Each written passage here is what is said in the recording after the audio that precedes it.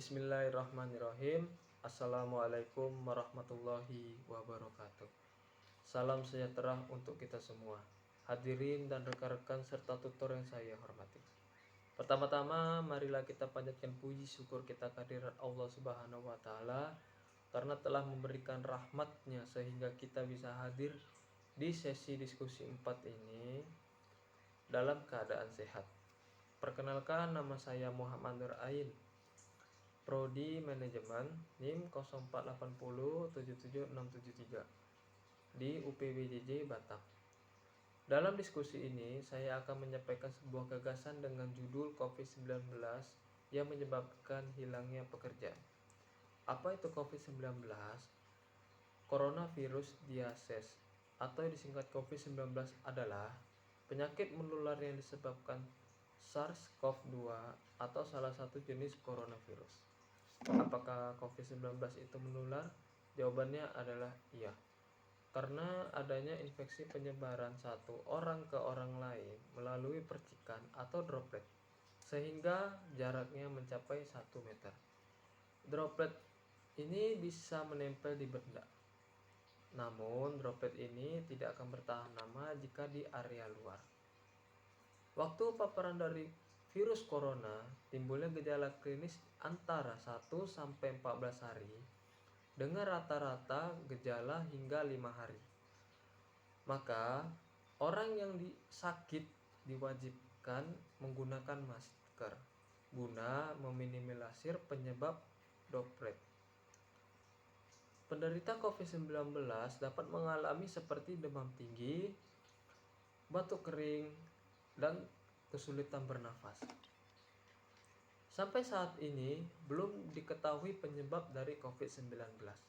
Tetapi COVID-19 diketahui dari sebaran hewan dan mampu menjangkit dari satu spesies ke spesies lainnya, termasuk manusia. Diketahui virus corona atau COVID-19 itu berasal dari Wuhan di Cina dan munculnya pada Desember 2019. Penyebaran pandemi COVID-19 pada tahun 2020, pemerintah seluruh dunia memaksa melakukan kebijakan penguncian wilayah dan pembatasan sosial secara menyeluruh atau besar-besaran. Sebagai konsekuensi, kebijakan tersebut menyebabkan aktivitas ekonomi dan sosial terganggu. Pada akhirnya ditransmisikan kepada gangguan terhadap perekonomian secara keseluruhan, termasuk gangguan tenaga kerja di pasar dan penurunan pekerja di seluruh wilayah. Gangguan pandemi COVID-19 telah menyebabkan perusahaan gulung tikar atau tutup sementara, yang berdampak pengurangan pekerja atau pemutusan hak kerja atau PHK secara besar-besaran, terutama sektor yang berdampak COVID-19. Pandemi COVID-19 memberikan kontribusi pengangguran terbesar yaitu 120 juta kasus di seluruh dunia dan 1,4 juta di Indonesia.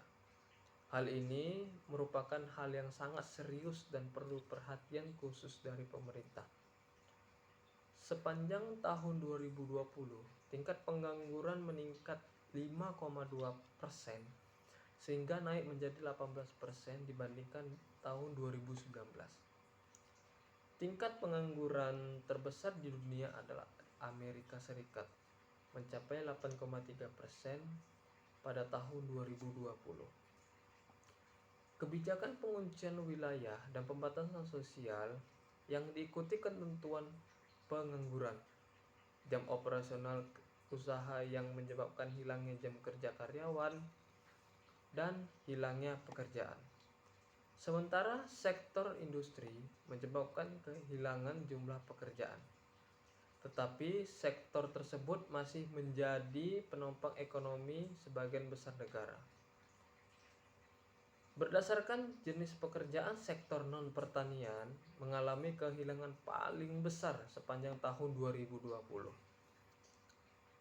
Kehilangan pekerjaan menyebabkan kesedihan yang sama seperti kehilangan orang yang kita cintai. Tahapan emosional dalam kesedihan itu pun sama, dimulai dengan kejutan atau penolakan, kemudian merasa marah dan tawar hati, dan kemudian diakhiri dengan harapan kesedihan yang tidak berlangsung lama. Kondisi ini tentunya akan lebih parah bagi sebagian orang yang memiliki kesehatan mental sebelumnya. Untuk himbauan kepada masyarakat untuk mengurangi aktivitas di luar rumah, karena pemerintah menerapkan sistem PSBB atau pembatasan sosial berskala besar dan PKM, pembatasan kegiatan masyarakat. Pemerintah Indonesia juga melakukan langkah yang tepat dalam memitigasi dampak pandemi COVID-19 terhadap sektor tenaga kerja. Upaya yang dilakukan melalui pemberian paket stimulasi ekonomi dunia untuk usaha, intensif pajak penghasilan bagi pekerja, dan program kartu prakerja. Pemerintah juga memfokuskan pengembangan kualitas sumber manusia sebagai salah satu prioritas sektor tenaga kerja. Semoga pandemi COVID-19 ini segera berakhir supaya perekonomian dapat kembali normal dan segala kesulitan yang terjadi saat ini segera berakhir. Sekian uraian yang saya sampaikan. Mudah-mudahan apa yang saya sampaikan ada manfaat bagi kita semua untuk tetap berusaha untuk mendapatkan pekerjaan di masa pandemi ini. Mohon maaf jika saya ada salah kata-kata yang kurang berkenan. Saya ucapkan mohon maaf. Saya ucapkan terima kasih. Assalamualaikum warahmatullahi wabarakatuh.